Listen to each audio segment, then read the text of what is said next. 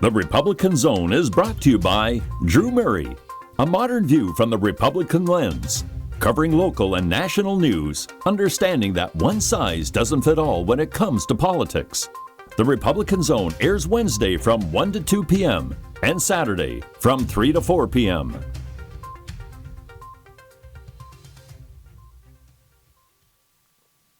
Good afternoon. You were listening to Usula Radio. My name is Drew Murray, and I am the host of the Republican Zone. So I want to first thank all my guests from last week. I thought it was a very good, very interesting show. We had three of the five Republican at-large city council candidates. So Matt Wolf, Bill Heaney, and Councilman David O were here. Unfortunately, Dan Tinney and Councilman Al Taubenberger could not make it, but I thought it went really well. I think it's really important to have those debates and to have those discussions. In a city like Philadelphia, where the ratio is about 8-1 Democrat to Republican, the Republican races are sometimes forgotten, and I know that personally because I ran for city council, and there are not many events during the primary that are specifically for Republicans. There are a ton of events. There's something almost every night. I attended events almost every night, and sometimes people ask me why am I going to some of these events when 90% of the people in the audience are Democrats, and they cannot vote for you in the primary. And my answer always was, because if I'm really going to be a councilman at large, then I need to understand the needs of all over the city, not just my own neighborhood, the Logan Square neighborhood, which is in Center City. I need to get feedback from all communities. So I went to every event that I could, and probably more than most of the other candidates. And I feel like those out there, now that it is the general, anyone can vote for anyone. You could vote for, if you're a Democrat, you can vote for Republican. If you're a Republican, you vote for Democrat.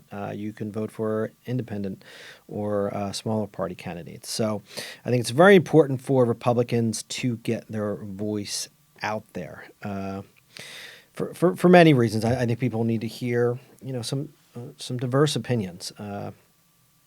The poverty rate in the city of Philadelphia is actually decreased from 26% to 25%, but that still makes us the poorest large city in the United States of America. So, when you look at that, a lot of what Philadelphia is doing is great. If you look at Center City, where I live, it's an incredible community. It's beautiful. You see the Comcast centers going up, but when you get out to some of the underserved communities, you realize that a lot of people in the city are hurting.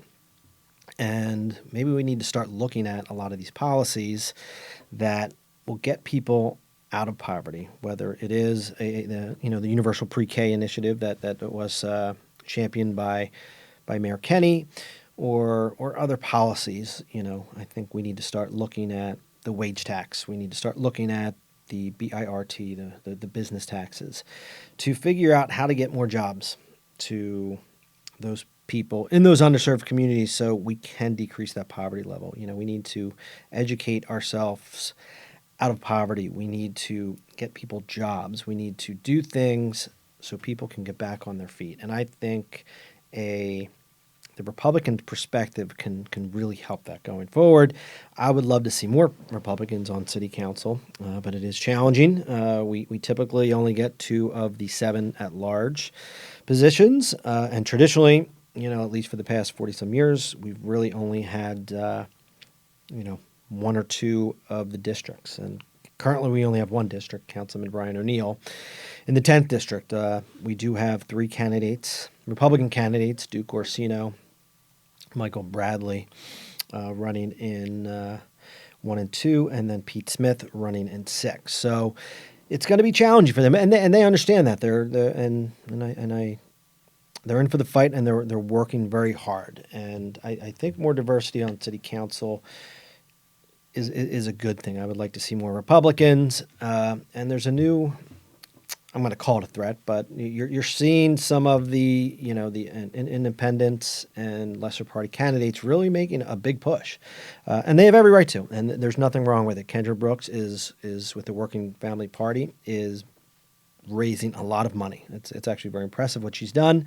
But my only fear is if someone like Kendra, and I don't know Kendra, and I can't say I know her policies very well, but based on everyone that is supporting her, at least locally, it's really just more Democrats who will be on city council, and I don't think that's a good thing. I think we need the diversity, we need the voice of the Republican Party, we need someone to think, we need people to think a little differently, and not just look at what the Democrat model has been over the past 50 years, because that is how long Democrats have ruled the city of Philadelphia. And again, look, there has been some things that have been very good for the city. I think the city is better off in many ways than it was 30 years ago, at least in Center City, but again, not in some of the underserved communities. So it'll be interesting what happens on November 5th. Will the Republicans pull more than one district seat? I hope they do, and I wish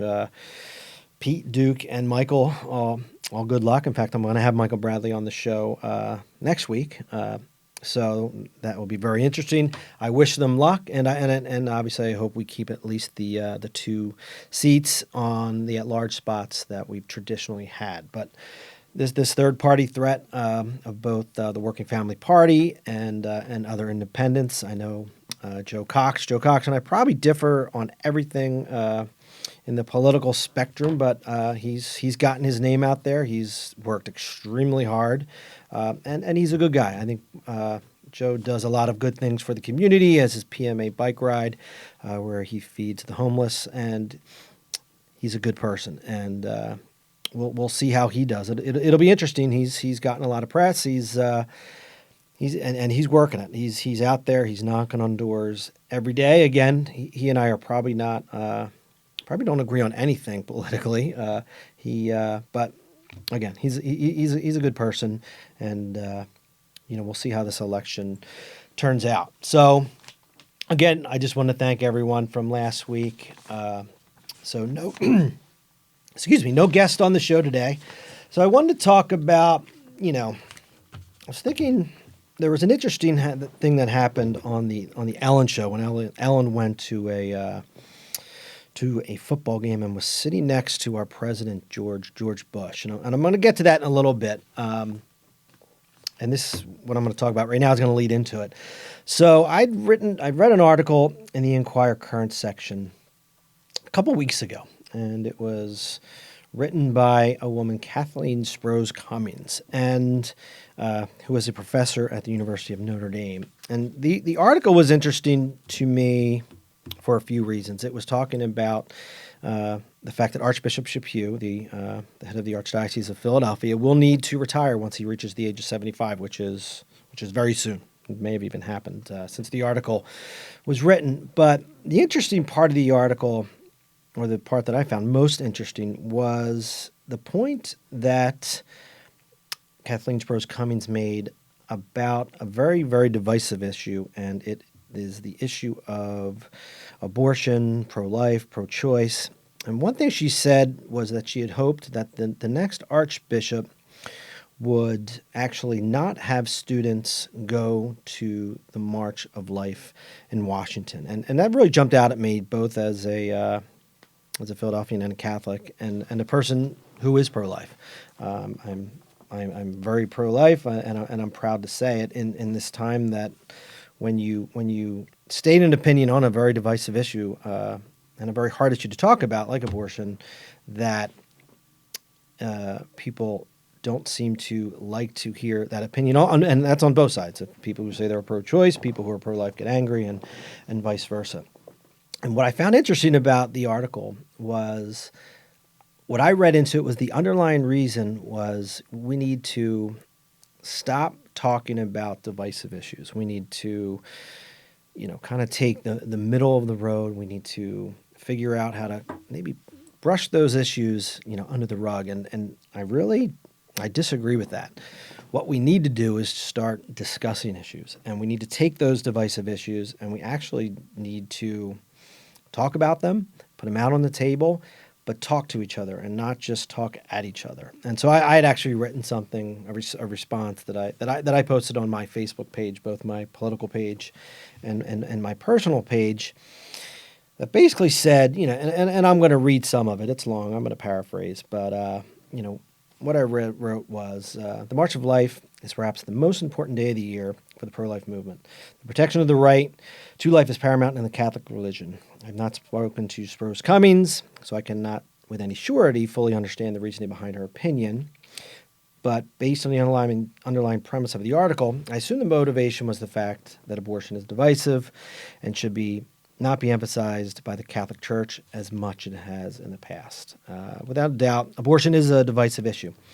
There are strong opinions by those who are pro-life and those who are pro-choice. Our nation is divided on many issues, abortion being one of them. As the article states, the Archdiocese of Philadelphia, for reasons brought on by themselves, by numerous allegations of sexual misconduct, is in a state of instability and in need of envisioning a new direction of its future. I agree with Rose Cummings and the need for the Archdiocese and the Catholic Church as a whole to envision a new future to bring Catholics back to the flock and to attract new members. However, we cannot avoid discussion of divisive issues. We cannot pretend that divisive issues do not exist in the hope of not offending those who do not agree. And so that was kind of the first couple paragraphs of what I had written. And if you read the whole thing, and I'll continue to read a little bit more, this, I'll call it an article that I posted on Facebook. I should say the Facebook post that I put in. If you read the whole thing, it was not about being pro-life. It was not a post trying to promote pro-life. Really, if you read the whole article, the whole post, it was really about sitting down and discussing divisive issues. But it was interesting, and I was curious when I wrote it, because not that I did it on purpose, but I knew that there was a very good chance that if anyone just read the first couple of paragraphs, they would think this is Drew's promotion of his pro-life thoughts.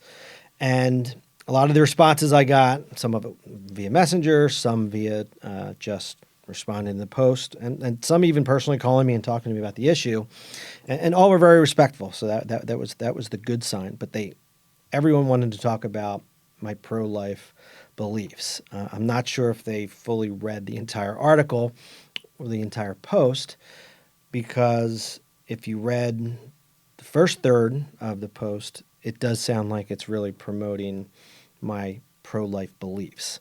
But really, the point of the post was that we need to talk about divisive issues and that we need to come together as a society and start talking about these issues without talking at each other. We can't continue to scream at each other, whether it's in person or in social media, where things often get lost in translation. We need to start talking like adults and start having these tough conversations. So I'm going to continue on this topic in the next portion, and we're gonna talk about a few things. We're going to go into social media. We're going to go into what I'd mentioned about the Ellen DeGeneres sitting next to President Bush at a football game. So we'll be back in a few minutes to discuss those topics.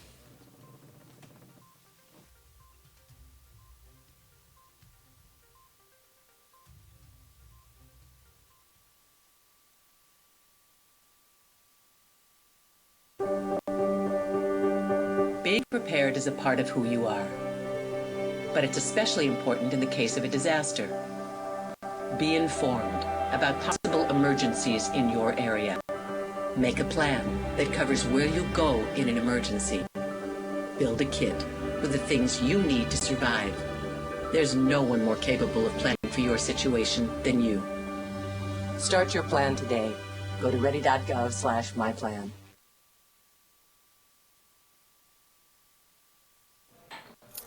What do you think you're doing, Kevin? Was just gonna drive home. There are several warning signs present that you shouldn't be driving. Like hearing voices? Like your text-to-emoji ratio? Oh man, the selfies. Selfie, nailed it. We all have warning signs that let us know that we're probably not okay to drive. Mine is pretending to be your subconscious. Craig, come on man, let's split a ride home.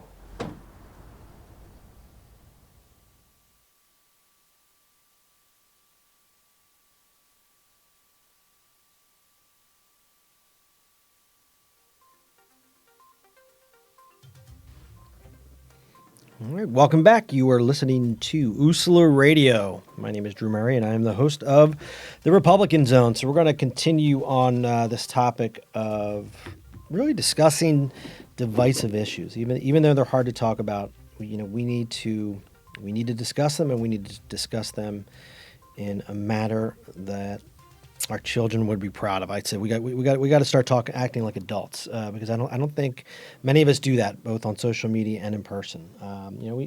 Let's just talk. So I'm going to paraphrase. I paraphrased the first couple of paragraphs, and now I'm going to paraphrase the next few. There are numerous divisive issues dividing our nation, and it's paramount to the future to put these issues on the table and discuss them. For many, there is no larger divisive dispute than illegal immigration. In Philadelphia, this is reflected in the polarizing issue of our sanctuary city policy. The question of impeachment has created a huge divide in our nation. In fact, President Donald Trump and his entire presidency has proven to be one of the most divisive subjects in recent history. Too often, issues like these are not discussed with any ability to listen to opposing views. Consequently, meaningful discussion, where one side actually considers the opinion of another, has completely disappeared in our society. This is reflected in personal conversations, social media, in schools, and perhaps most importantly, in our federal government, in Congress. So I continue. Divisive issues are incredibly difficult to discuss and debate. It can make those debates very uncomfortable. However, it is imperative that we as a society again learn to debate with the ability to respect the opinions of others. We need to learn how to be civilized to each other. We need to realize that we're much more similar than decent. We need to learn this on a personal level as well as municipal, state, and national level. Democrats and Republicans need to start listening to each other and not just talk to each other. So, that's the next kind of, I'd say, third of the post paraphrased a bit. And then I continue. And as many of you know, I ran for city council, as I stated earlier, and I attended scores of meetings, both Democrats and Republicans. And I listened to issues on both sides of the party. And I often will state our goals are always very similar. It's just the path to achieve those goals is a little different. But where we get lost in the mud is, lost in the weeds, is when we're discussing that path, when we're trying to figure out how to make our community safer, when we're trying to figure out how to improve our schools, we just start arguing. We can't figure out how to make compromises, how to just discuss these issues and learn to compromise and come up with the best solution. Because I always say the worst solution is doing nothing, and that's what Congress is doing right now. They don't seem to be doing anything but trying to impeach the President of the United States, and I'm not to actually take an opinion on either side there, but I do think we need to get back to governing our country. So, as many as you know, this time 12 months ago, I was actually Democrat, so I do feel that I can really see both sides of an argument. I am a moderate, and I always have been. And I'm beginning to paraphrase again. I've always looked at the candidate before party, and people always do ask me. They said, and we're going to get back to the abortion topic a little bit. Why did I leave the Democratic Party? And for the past, honestly, 5 to 10 years, I really consider myself a moderate, and starting to lean a little bit more toward the Republican Party. But I always believe, and I have always believed, that we need to take care of those who don't have the ability to take care of themselves. And I always thought that's really what the Democratic Party was all about. And that's why I never left. I always kind of stayed. And even though a lot of what I believed did not necessarily line up with the Democratic Party, I believed that because of that notion, because of needing to take care of people who can't take care of themselves, that's why I stayed with the Democratic Party. But in 2017, Tom Perez, who is the head of the Democratic National Committee, stated that if you're pro-life, basically the Democratic Party does not want you anymore. And some Democrats came out and said he should have said that, and it and that he was wrong, but Tom Perez doubled down and said absolutely not. I meant when I said that if you are pro-life, then we don't want you in the party. So that was a tipping point for me. I didn't change registrations immediately, but that's when I knew that I was now a Republican. So how did this all start? Is it the Democratic Party that's at fault? Is it the Republican Party? I'd say it's both. I do believe that the Democratic Party jumped the shark when Tom Perez said that. I mean, it was literally, you hear constantly you can't be a single issue candidate. You can't be a single issue voter. But that's exactly what Tom Perez did. And there was no room for debate. And I believe that the Democratic Party has, again, jumped the shark. And if you don't believe 100% what they believe, they don't even want you in the party. And I'm not saying the Republicans are much better, but the Democrats took it to another level. So, I summarize at the end here. In order for us to come together as a nation, we must break down these walls that hinder communications and compromise. We must listen to other opinions without getting offended. We must discuss divisive issues and find common ground. In other words, we need to put on our big boy/girl pants and get things done. Our elected leaders in both the United States Senate and the House of Representatives are the ones who need to learn this the most and have been the worst offenders of acting like immature children. It is time to figure out resolutions to these divisive issues. Most importantly, please vote on November 5th, 2019, which is in a couple of weeks. So I'll reiterate that. Please go out and vote. It is what is going to make your voice heard.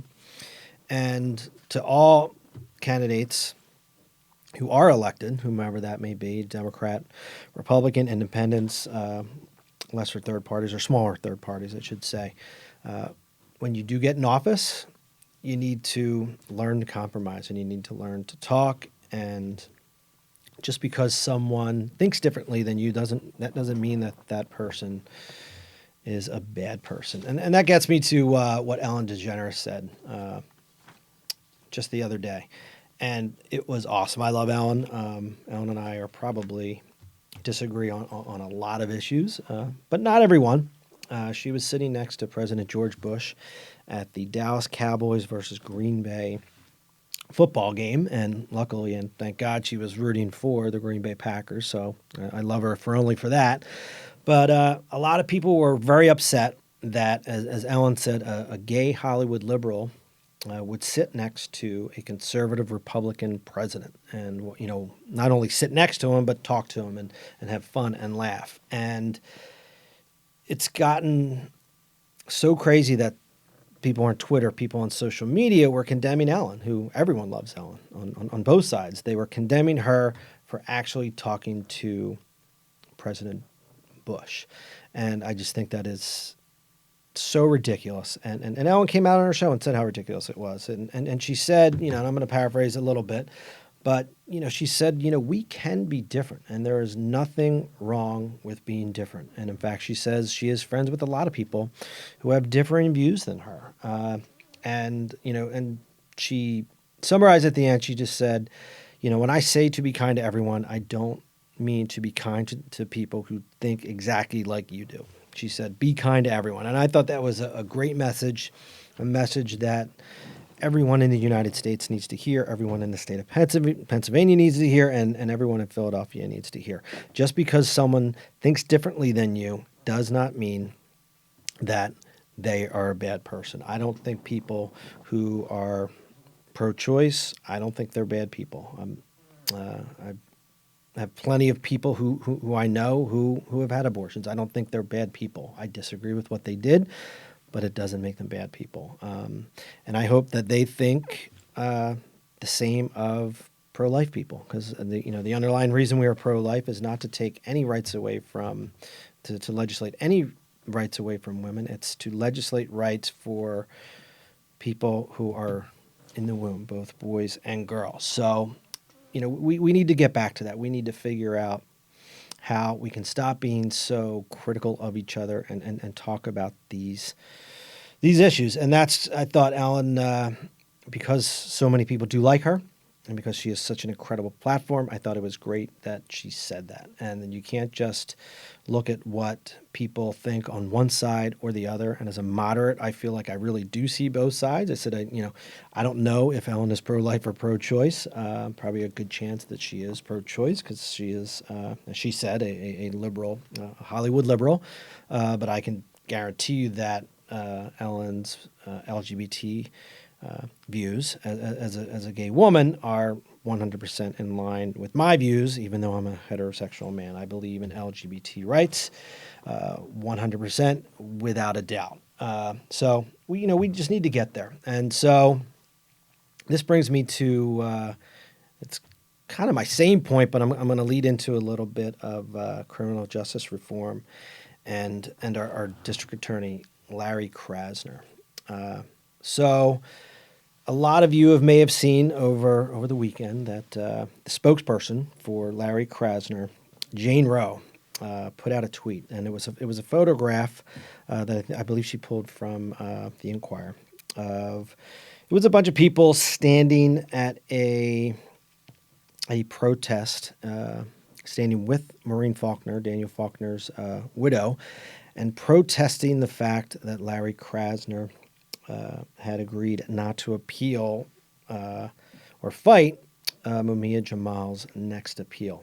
And in the tweet, and I couldn't believe it. And I'll be honest, when I see things on social media, when I see things on Facebook, I won't just immediately react. I will go look and make sure that it is not quote unquote fake news. But what Jane Roe tweeted was the picture, and everyone in the picture, as she points out, were, I'll just say that I think I have the quote here. Basically, what she said is, "There's something about this picture that I cannot quite put my finger on." Let's paraphrase a little bit. And when she said the word "quite," and from what I understand, she's done this before, is she uses the spelling of "quite." She misspells it on purpose. QWHITE. So there's something about this picture, can't quite get my finger on it. And what she was doing was stating that everyone in the picture was white and therefore should, I guess, not have an opinion on Larry Krasner's not fighting the appeal of Mumia Jamal. And really what these people were doing was standing with Maureen Faulkner, who was the widow of Daniel Faulkner, who was brutally murdered by, I believe, Mumia Jamal. And I just thought that tweet was disgusting. I thought it was racist. She then continued that I guess they're all going to go to Denny's, and I guess they're all going to have the Rudy Tooty Fresh and Fruity. And I'll be honest with you, I had no idea what that even meant. I assumed she was stating that they were all elderly, because most of the people in the picture were older. But I guess Denny's has a history of racism, or at least that's what she insinuated. I have no idea if that is true or not. But I just thought that was so disgusting that she would put something like that is just so blatantly racist. And she is a public figure. She was not an elected figure like Larry Krasner, but Jane Roe is the spokesperson for an elected official, our district attorney Larry Krasner, and what she did was deplorable. And I believe she needs to apologize and maybe even be fired. Look, we all make mistakes, and she has since pulled the post down. By pulling the post down, I would like to think that she realized that it was completely inappropriate for a spokesperson of our DA to put that on Twitter, but she has not apologized. In fact, Philly Magazine did an article and said they had reached out to her, to both her and Larry Krasner and Larry Krasner's office, and they've not heard a response. So you would think by pulling the post down that Jane Roe knew it was wrong, but she is not. She's at least chosen at this point not to apologize. And I think if she doesn't apologize, without a doubt, she should be fired. And again, we all make mistakes. We all do stupid things, especially many people do stupid things on social media because they post before they think. And I would personally be fine with just an apology, both to Maureen Faulkner and to the citizens of Philadelphia and those in the photograph who she was making fun of. So we're going to take a quick pause here. We'll be back in a minute. You are listening to Usula Radio.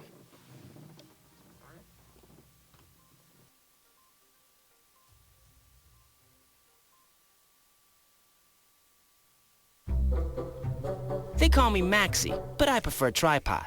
I was your above-average four-legged homie, and then wham, bam, minivan. Some people pity me. Now that's lame. I still run, fetch, and swim. And the ladies love me. I'm the ultimate wingman. Just don't ask me to high five.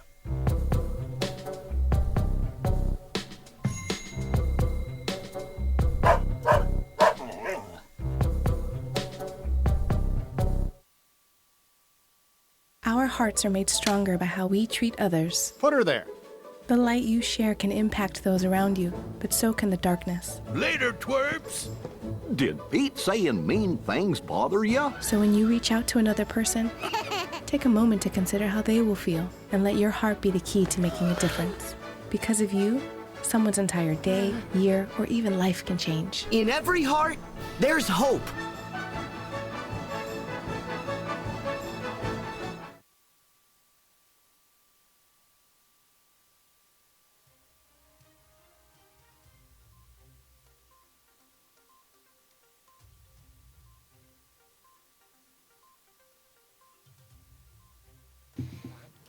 Welcome back. You are listening to Ursula Radio, and my name is Drew Murray, and you are listening to the Republican Zone.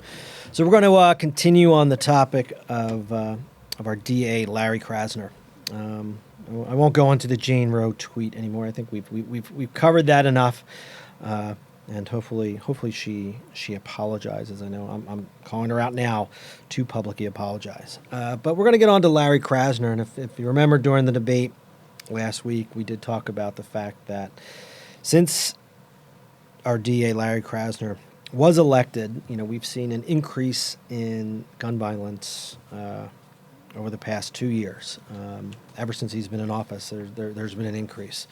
There was a 10% increase in homicides, actually, from 2017 to 2018, and so far, and from 2018 to 2019, year to date, we're at 2%. So, and a lot of people blame our DA, and in fact, I do as well. I think criminals are emboldened because they don't think that they're going to be prosecuted by our DA. And I will state that I actually believe in criminal justice reform. I believe that too often people were put in jail for too long for offenses that were minor, and that we really do need to look at nonviolent offenses and figure out how to lessen the time spent in jail because of that, and that when people come out of jail and they're on parole, we need to figure out how to help them get back on their feet. They've served their time, and now it is time for them to go find a job and be able to support themselves and be productive members of society. And so I believe in, to a level, what Larry Krasner is trying to do. I just think he's taken it to an extreme, and I think he's rolled over the Philadelphia Police Department in trying to do that. And as many people say, when he ran, he told us exactly what he was going to do, and he is going to do it. So, it's kind of we're getting a taste of our own medicine by electing him. I wish my friend Beth Grossman had beaten him, but now we just have to live with it until the next election. And I don't know if all of you remember, but when he did win at his victory rally, members of the audience were saying "F the FOP," and I think that just was a sign of what was to come with Larry Krasner, a former public defender. And now DA is, in my opinion, more interested in helping criminals than he is in stopping violence, and more interested in criminals than supporting our police department. And this is, in my opinion, what he's done, the worst things he does, and he does it over and over. He doesn't tell victims when he's going to go into a plea deal and lessen the charges. And he's done it over and over again. The first time he did something similar to this was when he didn't tell Maureen Faulkner that he was not going to fight the appeal of Mumia Abdul-Jamal. And it was a lot before my time, when Daniel Faulkner was murdered. But I've never once heard any evidence that states that Ummi Abdul Jamal is innocent. And in fact, I think it's an accepted fact that he was there that night, and if he as he claims he is innocent, he at least knows who did it. So if he does, then why not come out and say who did it? But it's just it's deplorable that he did not consult Maureen Faulkner before he made that decision, and that's why Maureen Faulkner, who now lives in California, was here last week when that photograph and Jane Roe tweeted. So, this is a pattern that Larry Krasner has done. He has not consulted victims. If you remember, in West Philadelphia, Michael Poang was shot, and he, to this day, has injuries that affects his entire life, and without even consulting Mr. Poang, Larry Krasner lessened the charges to what his then spokesperson Ben Waxman called wholly appropriate. And this person the charges were lessened from attempted murder to a plea deal, the charges to aggravated assault, robbery, and possession of an instrument of crime. And again, I can't speak specifically to the case. I did not see the evidence, but he did not, and I say he, Larry Krasner did not even consult Mike Poang and say, this is what I'm going to do. He just did it. And when Michael Poang found out about it, he was flabbergasted. He said, how can he not even consult me and at least let me give a victim impact statement on why the charges should not have been lessened. And Krasner's office, they said they were sorry, but I don't believe that they were sorry for not consulting the victims, because they consistently do it. They've done it numerous times. Again, they did it to Maureen Faulkner, they did it to Michael Poang. Just recently, Sean, the case involving the murder of Sean Schellinger, who was killed by Michael White on the street near Rittenhouse Square. Once again, the family was not notified that there was a plea deal, that the charges were going to go from, I believe, third-degree murder to they were lessened to. I forget what they were lessened to. I apologize for that, but they were lessened from third-degree murder. And again, the family was not even notified. In fact, it was the night before that the charges were going to move forward as third-degree murder that they decided to lessen them. And again, I just think it's deplorable that Larry Krasner has a history of doing this. And I think it needs to end. And we'll have an opportunity the next time Larry Krasner is up for re-election. And I hope the Democratic Party puts up a challenger in the primary, and I hope the Republican Party puts up a challenger in the general, because I think we made a mistake. I think he's come in to be a reform DA, and again, I believe in some of what he does, but I believe the fact that he's not consulting with victims, and I believe the fact that he is just, again, I feel like he is just throwing the Philadelphia Police Department under the bus. And look, I believe everyone makes mistakes. I believe, we need to look at the Philadelphia Police Department.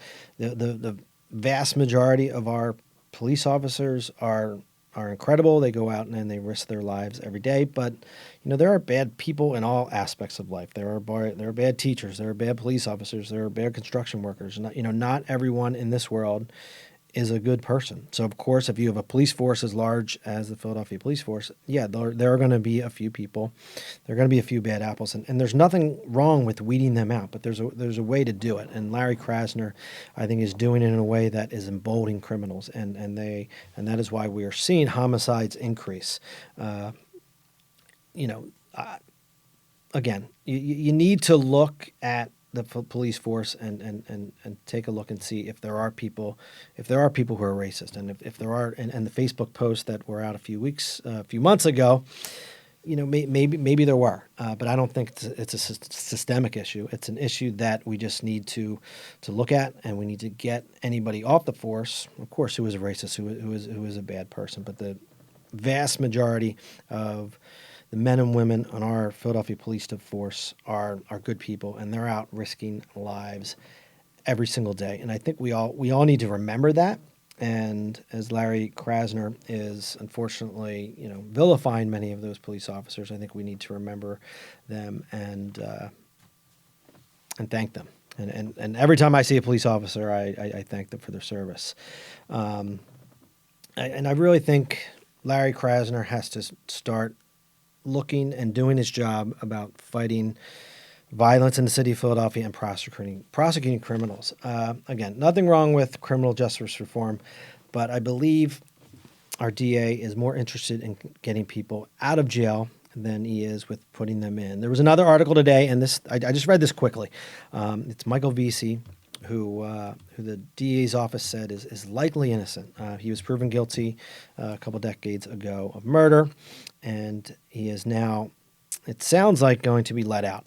I don't know if Michael Vesey is innocent, but it does bring up the question, if he was found guilty beyond a reasonable doubt, to what level do we need to look at the case to free him? As the DA's office stated that he's likely innocent, is that enough, or is the burden of proof that he is innocent? Should there be more of a burden of proof? I don't, and it's an interesting question. The prosecutor at the time, a guy Mark Gilson, had stated, we need to look at this. We should not just let a person out of jail because there seemed to be a level of mishandling of the case. And it is interesting. I mean, look, if Michael Vesey is innocent, absolutely, he shouldn't have been put in jail to begin with, and he should be let out as soon as possible. But should we just not look into the case a little bit more and not let him out of jail with what it sounds like is in a few days? And it is. It's a difficult issue. That is a difficult question, because if you are innocent until proven guilty, and he was put in jail wrongly convicted, then we should let him out as soon as possible. But then you look at the other side and say, hey, before we let someone out, should we be looking into this more? And so just the whole Larry Krasner thing is a little crazy. We did discuss it last week during the debate when I asked the three candidates why they thought that crime, or I should say homicides, in Philadelphia did increase over the past couple years. All three answers were because we elected Larry Krasner as our DA. So we'll see. We'll see what happens in the next election, and if the citizens of the city of Philadelphia feel that he is doing a good job, then we'll see if he is reelected. I have a feeling that he's going to be challenged even in the primary. And so I'm going to continue on, and another interesting ruling that just came out this week, and we talk about this issue a lot, is the safe injection sites. And there was a ruling just this past week that a judge ruled that it did not violate federal law.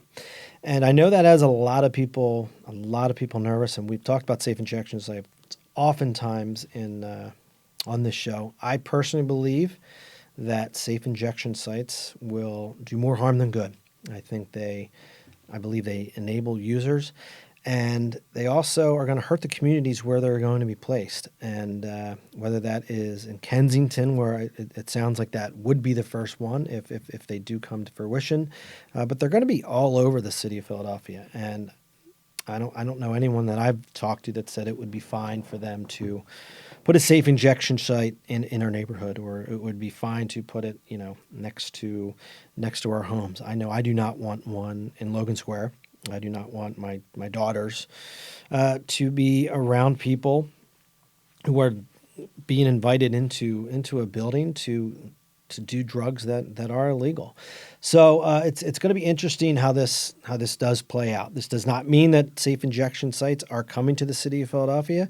It was a big hurdle that the people who want safe injection sites did overcome. And again, I have no problem with what these people are trying to achieve. It's a harm reduction measure that they're trying to achieve.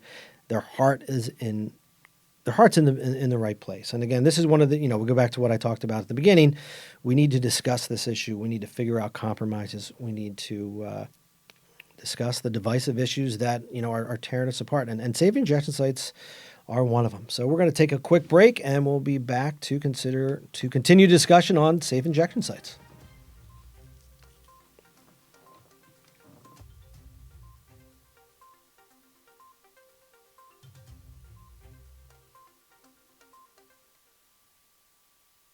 I came out in the 11th grade. Nobody was embracing you. The kids were cruel. It was very difficult to be gay.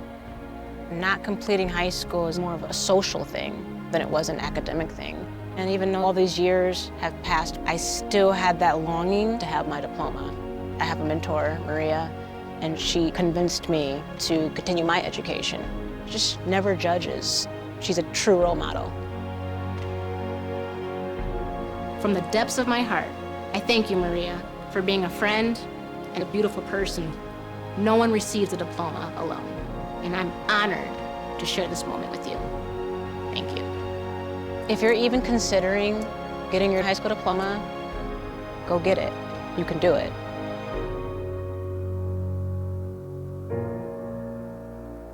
Find free adult education classes near you at finishyourdiploma.org.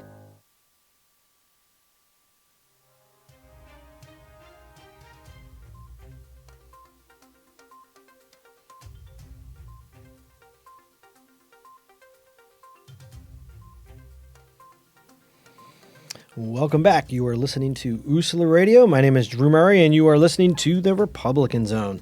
So we've already gone through a lot of topics today. In fact, when I wasn't going to have a guest on, oftentimes I don't know if I'm going to have a guest until literally a couple hours before the show. So what I'll do is I'll just kind of pull from the headlines that I've been reading about over the past couple days, couple weeks, and that's where that's why I grabbed the Ellen DeGeneres topic, the divisive issue topic that we need to start talking about. There's never a day that Larry Krasner is not in the paper, and the current issue that we're discussing, safe injection sites. And so we'll talk about that for a little bit. We might get into a couple other topics where we're going to jump around a little bit because, again, I look at the hot topics of what I'm reading on my feed, and what I tend to do when I look at social media or when I'm reading things online, I always make sure I read a couple of opinions because you never know. Or at least I should say, I believe you really should look at both sides of issues when you're going to discuss them. So safe injection sites. So again, this is a very divisive issue, and I've heard people on both sides talk about it, and I get it. I will say that the opioid epidemic and the heroin addiction is a disease, and we do need to treat it as such. On a federal level, on a state level, and a municipal level, we need to put money toward helping these people in addiction. We need to break the cycle of addiction.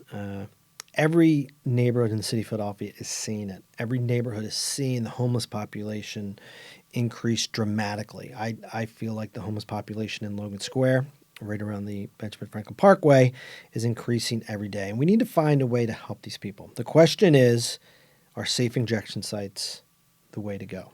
I don't think so. If you listen to people who are in favor of these sites, they will say, look, the first thing we need to do is stop these people from overdosing. We need to save them. And I understand that. I do get it. But we may save them at that one opportunity that they are overdosing, and I applaud that. But if you're telling people to come into a site and to do something that is illegal and to inject a poison into their body, is that really helping them? You might be helping them in that one instance, but I think when you look at the overall issue and and the fact that these people are killing themselves more and more every time they put that poison into their veins, I don't think you are helping them. And again, you also have to look at the side of who else is affected. And if you put it in Kensington, if you put it in Logan Square, if you put it in Rittenhouse Square, if you put it in South Philadelphia, if you put them in North Philadelphia, there are communities that will be affected by this because these sites will allow people to do drugs. They're not forcing anyone to go into any sort of a program. Of course, there will be programs offered, and that is the overall goal. It's a harm reduction to solve the immediate need if someone does overdose, but there is also the hope that people will begin to look for help. And again, that's a good thing. But the bottom line is you're bringing people in, they're getting high, and they're going to walk out that door. And there are going to be communities where these are located.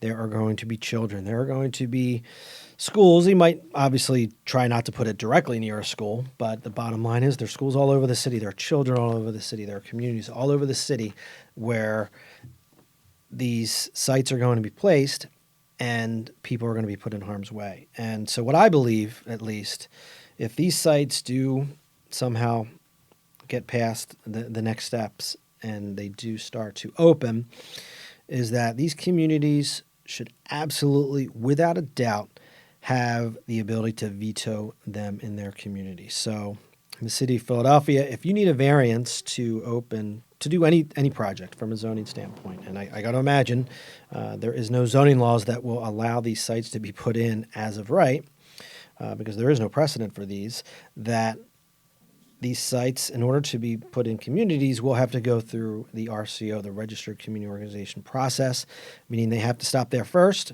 and then they need to go to the Zoning Board of Adjustment, the ZBA.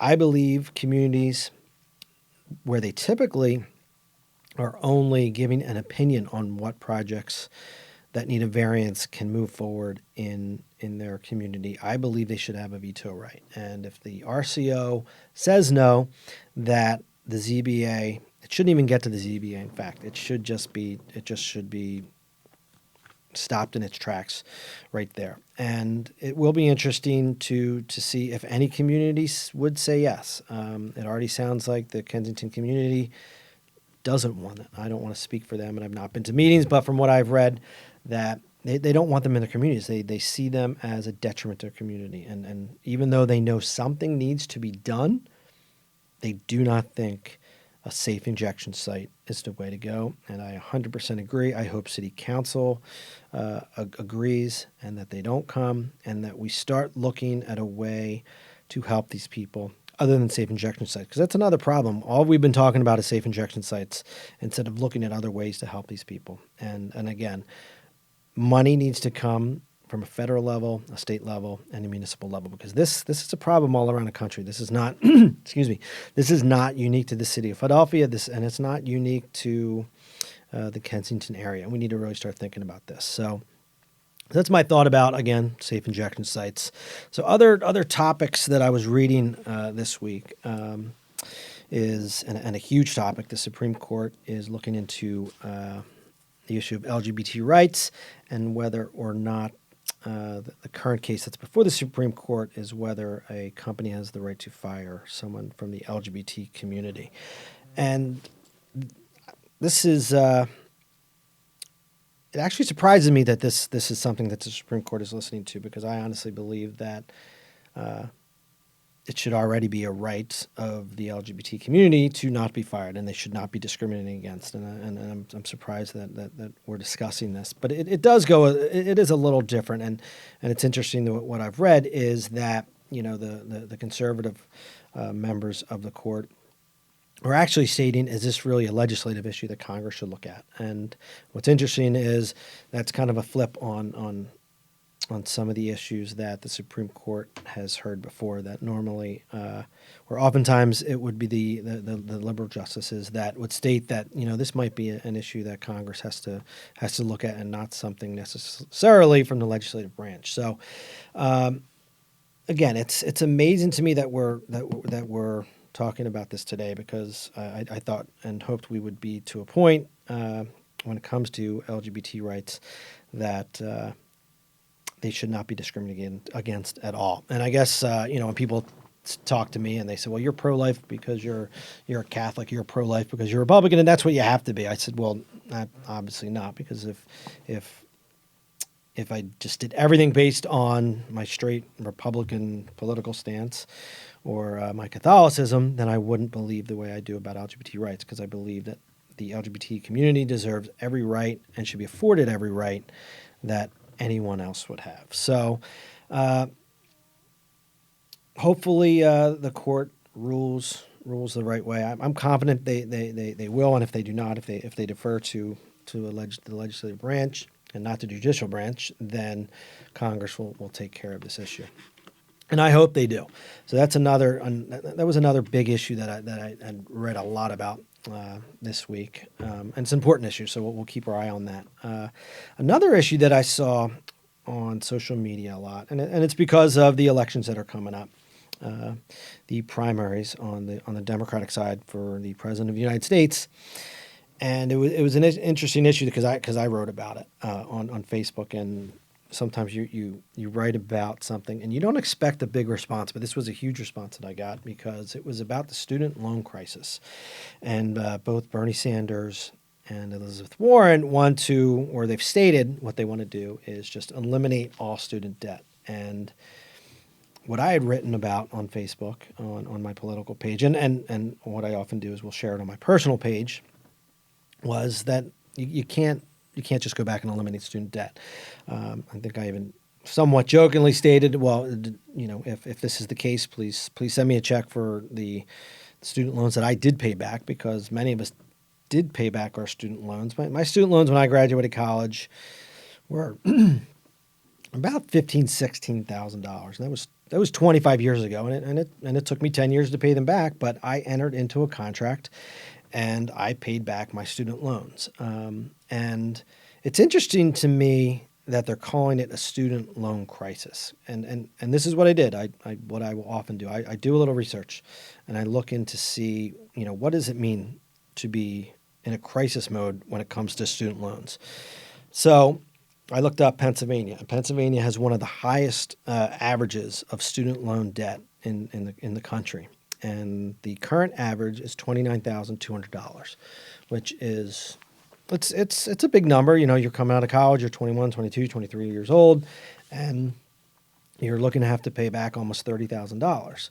And I looked at where I had to pay back around 15, so it's about twice as much. But if you look at the interest rate over those past 25 years, the student loan debt in Pennsylvania is really no different than what I had graduated when I was in college. And the bottom line is this. Look, when I went into college, I signed a contract, and I was going to take these loans out, and then when I graduated, I would take probably 10 years to pay back those loans. And I did it. And that's the bottom line. You took a loan, and now you got to pay for it. And I do feel bad for those who took out huge loans, and there are anomalies. There are outliers where some of these students have $100,000 in debt, and that is unfortunate. But again, they entered a contract and they got to pay their obligation. One thing I do think we definitely need to start doing is when these students are in high school, whether it's an entire course on finance and loans, or even just a what I'll call a seminar, showing students, what it's going to take to pay back these loans, and that if you take out X amount of loans and you have 10 years to pay them back, that's 120 payments, what you will be paying back and paying each and every month, and take a look at what you want to do after college. And if you're going to be, whether you're an attorney or a teacher or an engineer, will you be able to make enough money to pay back those loans and not just be saddled with a huge amount of debt? Because I think a lot of people do go into a lot of these. They are young kids. They're students, and they might not have the ability to really break down how much they're going to need to pay back and how long it's going to take. I know when I took out the loans, I did look at that. I said, okay, this is what I'm going to have to borrow, and this is what I'm going to need to pay back, and knowing that it takes 10 years to do so, and I felt comfortable with that. I would love to not have to pay him back, but the bottom line is I entered the contract, and I did that. And we need to start sitting down with these students, these high school students, and teaching them what it means to take out these loans, whether it be for a student loan or home loan or any type of loan. And we need to do that while they're in high school and before they go in and sign these contracts. So there was a whole bunch. We kind of went all around today. We hit a lot of the topics that I read about in the past couple of weeks. And I'm going to get ready to sign off. Again, thank you to everyone who came out last week for the debate. And I remind everybody, and I'm going to start reminding everybody at the end of every show, on November 5th, get out and vote, because your vote is extremely important and your voice needs to be heard. Thank you. You're listening to Usula Radio. My name is Drew Murray, and you're listening to The Republican Zone.